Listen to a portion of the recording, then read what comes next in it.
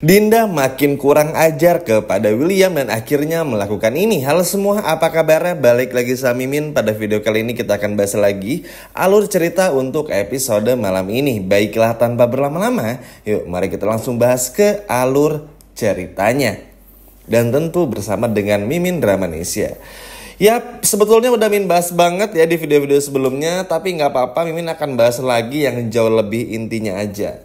Dan memang di episode malam ini tuh bener-bener menjadi high puncaknya untuk bagi Dinda ini tuh menerkam William. Pokoknya teman-teman bakal melihat Dinda yang berbeda pada episode malam ini. Nah, sebelum itu banyak hal yang terjadi. Memang teman-teman, jika menarik sedikit ke belakang, latar belakang dari Dinda ini memang begitu mencintai William. Kita pun juga semua tahu, nggak perlu terbantahkan. Sebelum Salma aja bertemu William, sebelum William bertemu Salma dan menyelamatkan Salma di episode pertama, Dinda nih udah bekerja lama bersama dengan William. Dan selama itu pula, Dinda menaruh harapan dan cintanya kepada suami sirinya ini. Namun apa daya, waktu itu William memilih Salma dan Dinda cuma bisa geleng-geleng kepala. Namun karena ada perselingkuhan, akhirnya asa Dinda tuh menyala kembali walaupun akhirnya kemarin-kemarin ditalak 3. Nah, jadi intinya adalah pembahasan tadi, Dinda ini tuh memang secinta itu kepada William. Tapi bayangin, di sisi lainnya kita semua tahu, di saat Dinda sayang kepada William, rela melakukan apa saja untuk melindungi rahasia ini dari Salma. Pokoknya tuh bikin nama William tuh selalu baik di mata semua orang dan juga di mata Salma. Tapi kita semua tahu Dinda nggak pernah mendapatkan perlakuan yang baik dari William. Nah, hal inilah yang pada akhirnya menyebabkan Dinda benar-benar berubah 180 derajat. Memang semua ini berawal dari obrolan di episode kemarin dan juga di episode malam ini bersama dengan Roy. Roy gak ada henti-hentinya untuk ngomporin Dinda supaya Dinda ini tuh mengambil dan meminta saham sebesar 30% dari perusahaan William. Mungkin terlihat kecil 30%, tapi kalau perusahaan yang udah sebesar William itu tuh gede banget teman-teman. Contohnya misalnya teman-teman nih minta saham 30% dari perusahaan yang udah gede. Misalnya perusahaan minimarket terkenal nih yang warna merah atau warna biru nih yang ada di Indonesia. 30% aja, wah teman-teman bisa jadi orang kaya banget tuh. Makanya ini berat bagi William. Karena kan perjuangan untuk bikin firma hukum itu berat.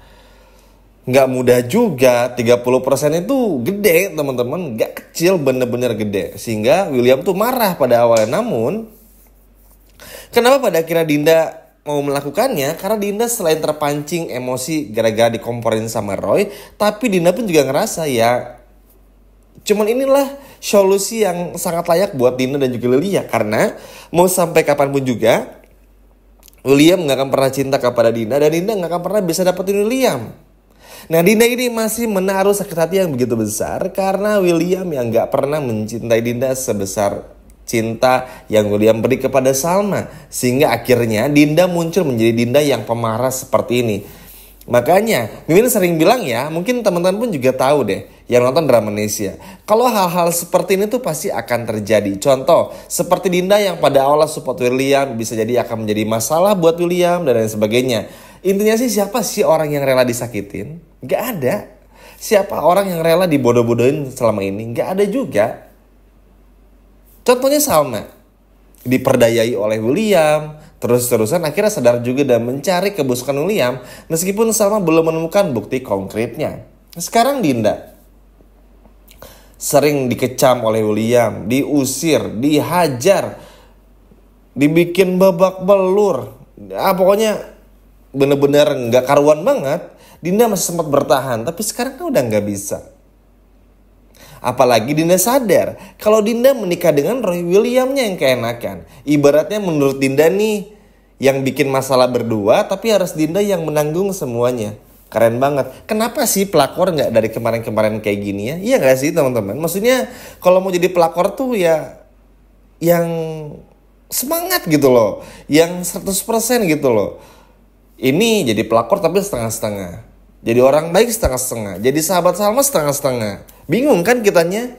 Dibilang pelakor tapi bukan, tapi pelakor juga. Dibilang baik, kadang enggak, kadang baik juga. Kan bingung ya karakter di sinetron ini tuh gitu loh. Sehingga inilah yang pada akhirnya bikin Dinda tuh bener-bener merubah semua karakteristiknya. Pokoknya bener-bener berubah. Karena memang masuk akal. Bayangin aja, Dinda ini bakal menikah sama Roy.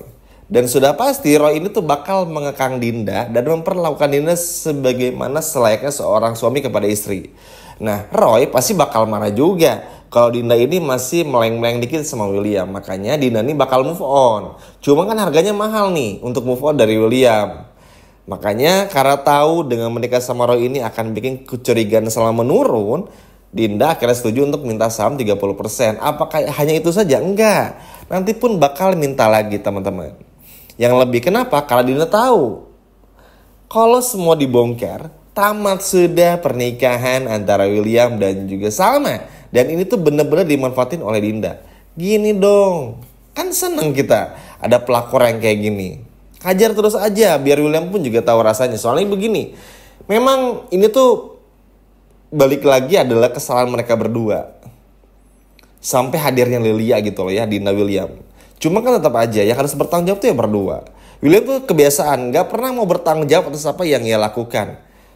William nih berselingkuh sama Dinda, punya anak Lilia yang ngurus Lilia. Terus juga semuanya Lilia dan Dinda gitu ibaratnya ngurusin semuanya. Dan sekarang nyuruh Dinda nikah sama Roy supaya menghilangkan jejak. Beliin Roy jam tangan yang sama seharga 10 miliar. Hanya untuk menghilangkan jejak juga. Belum lagi yang lainnya dulu. Gak mau tanggung jawab banget gitu teman-teman. Makanya itu yang salah satu hal yang bikin kesal juga. Argo kesel, Salma kesel. Maksudnya kayak KDRT aja. Kalau udah tahu salah nih, ngaku aja. Ya salah, aku hilaf, maafin ya. Kan gampang. Tapi enggak. Itu kesalahpahaman aja. Enggak sengaja. Masa enggak sengaja berkali-kali? Kalau yang berkali-kali itu namanya penyakit.